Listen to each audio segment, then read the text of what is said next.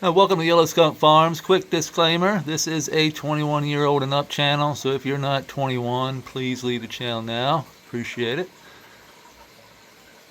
You're looking underneath of a elephant ear tree. So we are day 11 of flower. And everything is looking beautiful, actually.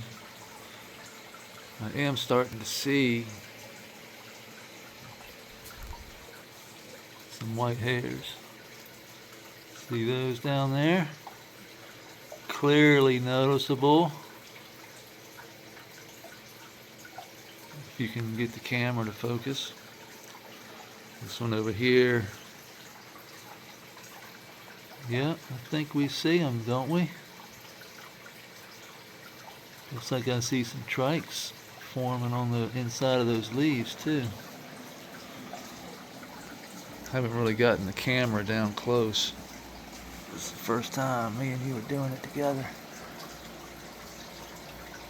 Just gotta put my glasses on so I can see and then use the camera if I can get it to focus.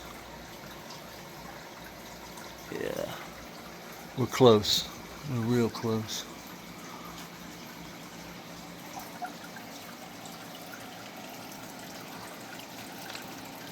Monstera leaf is starting to come. That's going to be a gorgeous one right there. Every new one that we get has more and more of those, what do you call them, frescas or some shit like that. I can't remember. Slits. I call them slits. See, this one has a lot of little ones, and they're all in order too. They're like perfectly lined up, which is cool. But they kind of stop right in here. Like this is one of the newer ones. You can see it doesn't have as many slits. But then as we get closer to the sun or the lights, we get more and more. And then the new one over here, look at that one.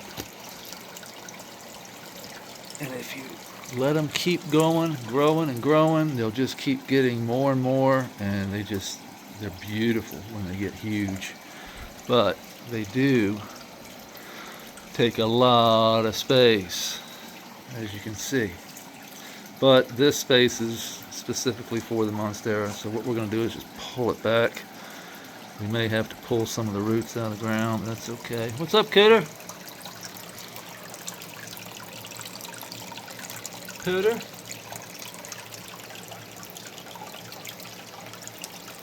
Scooter's probably around the back there. You can see how clear the pond is. I mean, you can't even tell that there's almost water in it. I mean, it's really, and that's, oh, look at Plinkos right there on the water. You can see him.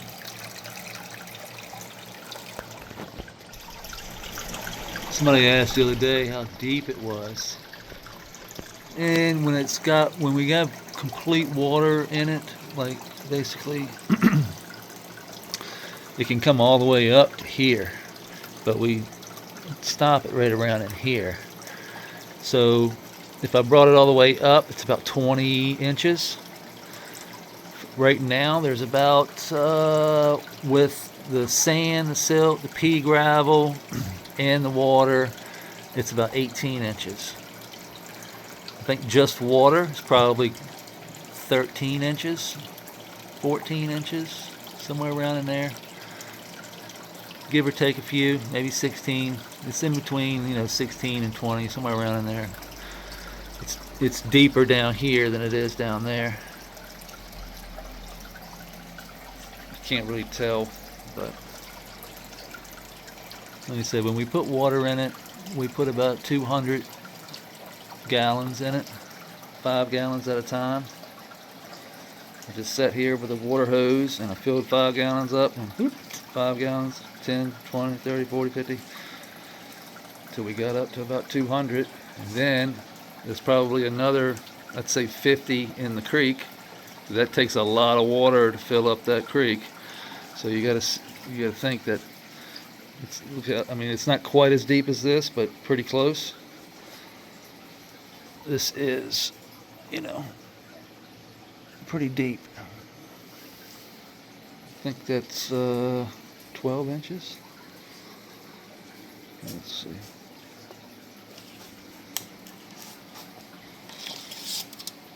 I'm curious myself. Forget what it was.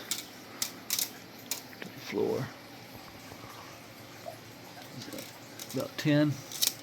Yeah, about 10 inches, almost 11 inches in the center.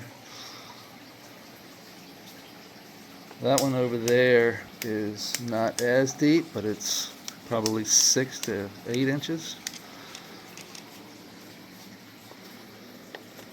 This will be all filled with pea gravel. It's the same sands and silt down there will be in here, minus the clay, of course, and pea gravel, bigger rocks. I've got some of these rocks, stuff like this here. You can see how that curves in. I found that one. So it's got a flat bottom and then it has that curve in it. That's what I'm thinking. This one would be a great one to set somewhere around in here, or maybe over here to get that water to turn. It'll hit that rock and kind of turn. Maybe place another rock behind that, and because this will be sitting, the creek will be flowing up here. All of that will be filled with, like I said, sand, silt, organic matter, all that stuff down from the creek. And it'll flow somewhere around in here, and then we'll extend it up over the creek wall. So there's going to be a lot of sand, silt, clay in here. This is going to produce a lot of biology, more than what we have over here. It's going to, like I said, it's a little deeper. We're going to get more water, more sand, more clays and silts. It's going to produce a lot more biology, we hope. Trying something that's a little different.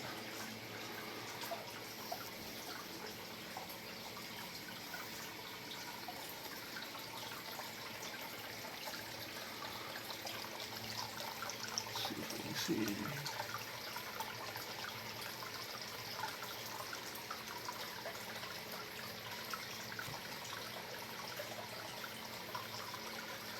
So that's the top of the plant right there.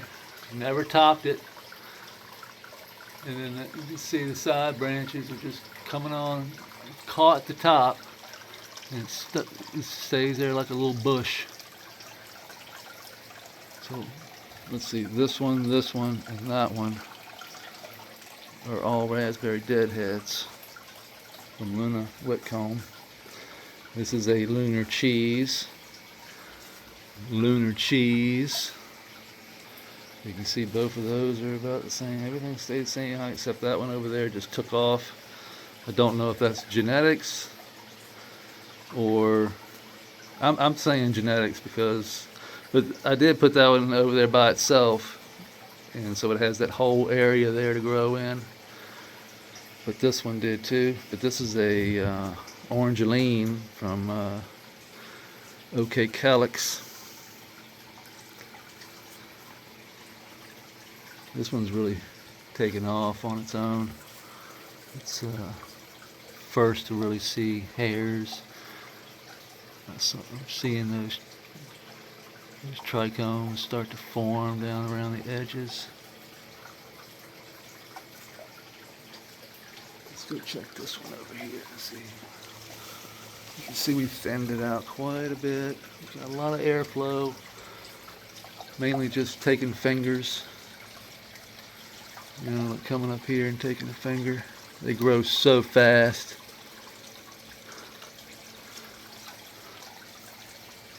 Let's see, this is the top. I never top my plants.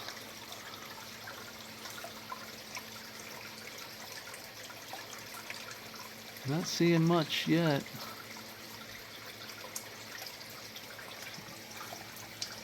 This thing is going to be huge. It's only day 11. We got probably, 60 days left?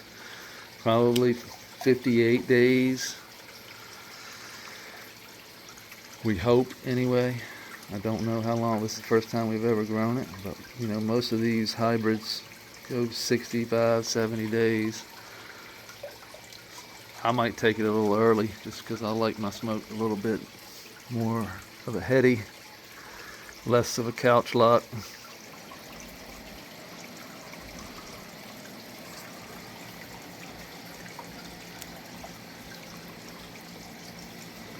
So you see, I just like to take these fingers here and there.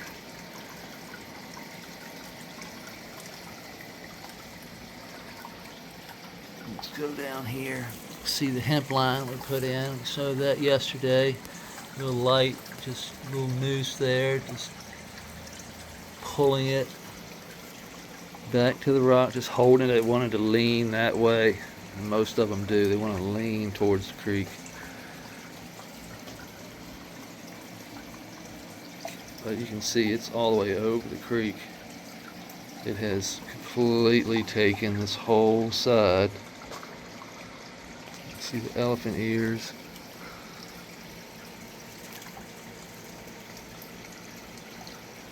We'll eventually just have to pull these over. Pop them off like this one here. I did top that. See, we topped to keep it from going too high. We might have to take this one and just pop it off. But for now, it's not hindering too much.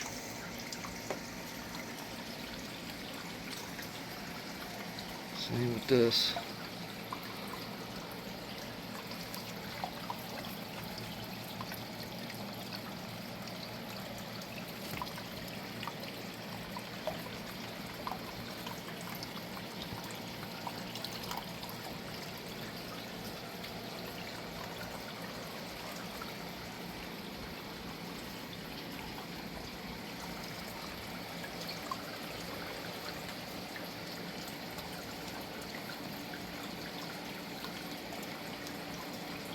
It's lucky bamboo.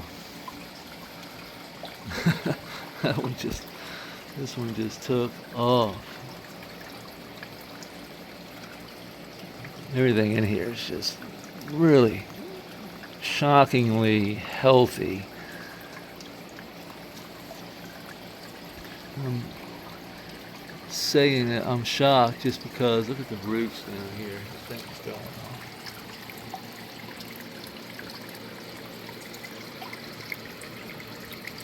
I just didn't think it would take off this fast. The isopods just hanging out on.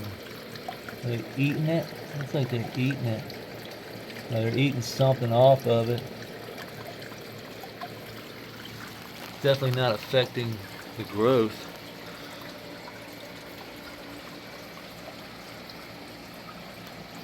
I thought it would take a lot longer for this.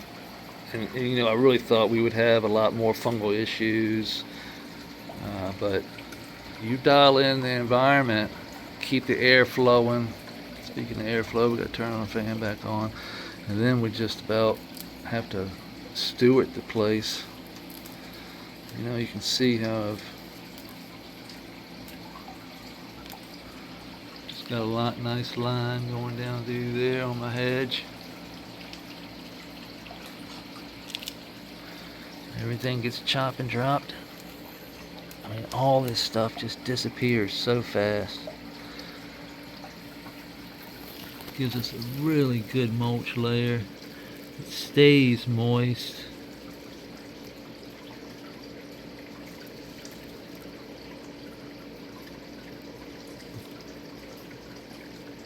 Look at the life.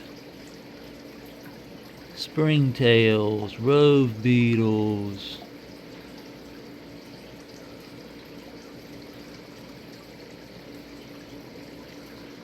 Wonder why we don't have pests. This is a big reason right here why we don't have pests.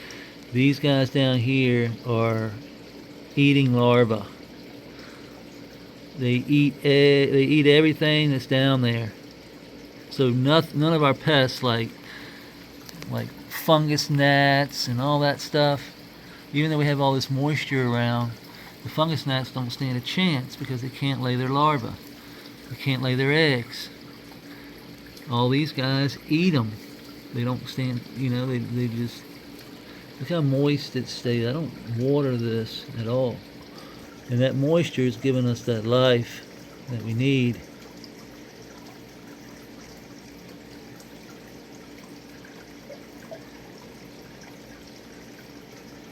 And then we add the environment to it. Give these guys a space, a home to propagate and culture up and thrive.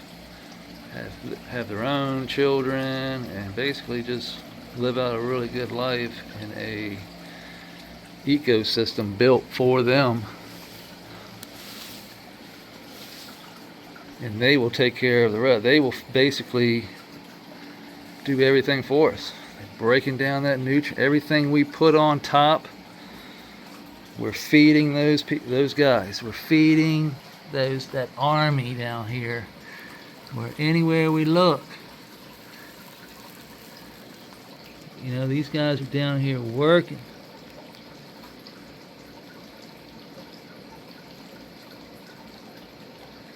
Turning that soil. Look at that. Just turning it.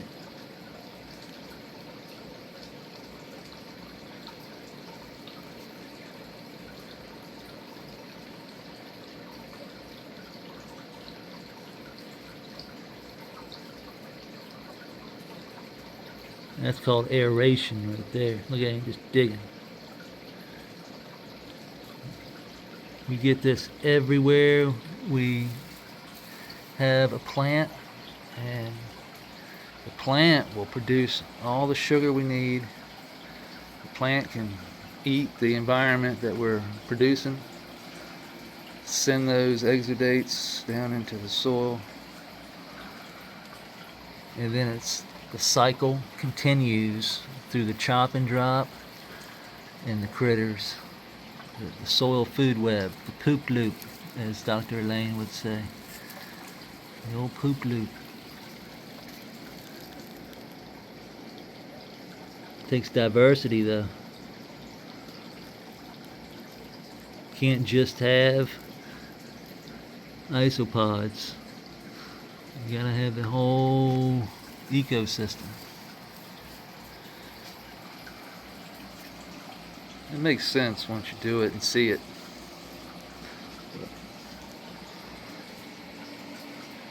That's today's walk around. I appreciate everybody hanging out, and I hope everybody enjoys their what's today? Thursday? I think today's Thursday. Hope you enjoy your Thursday. Yep, today's Thursday. So, we'll see you on Friday. Peace.